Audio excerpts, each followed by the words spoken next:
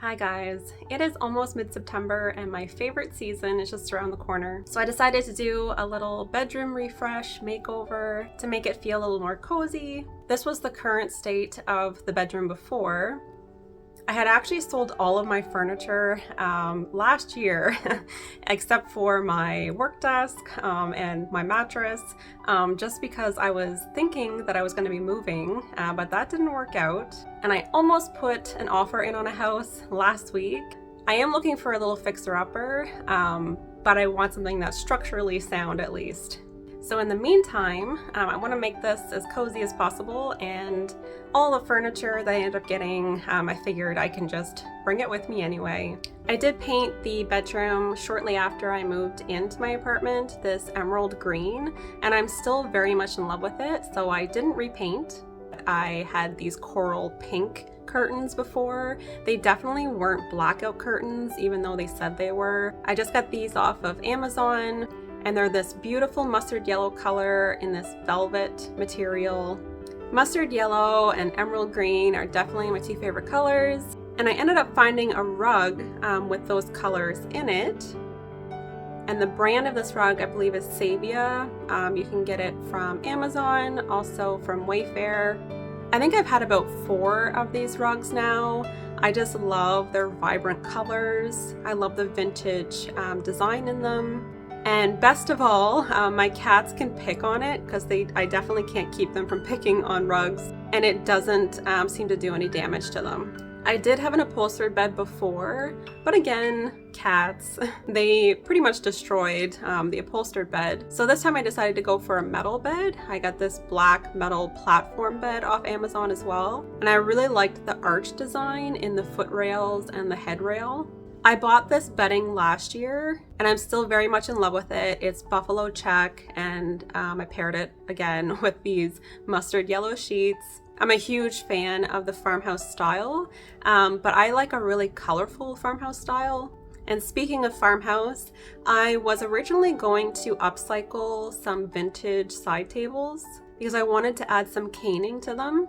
But then I found these beautiful farmhouse side tables with caning already in the drawers and already on the bottom shelf. They were super simple to put together, and they have this beautiful gray and white finish to them.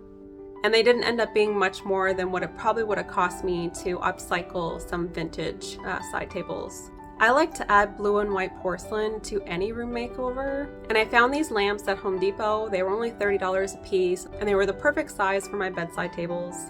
Last month, I was suffering from some pretty intense nightmares, and so I've been trying to incorporate meditation into my night routine. And I purchased this brass Tibetan bowl, which I use for about 10 or 15 minutes, and I also purchased a tuning fork.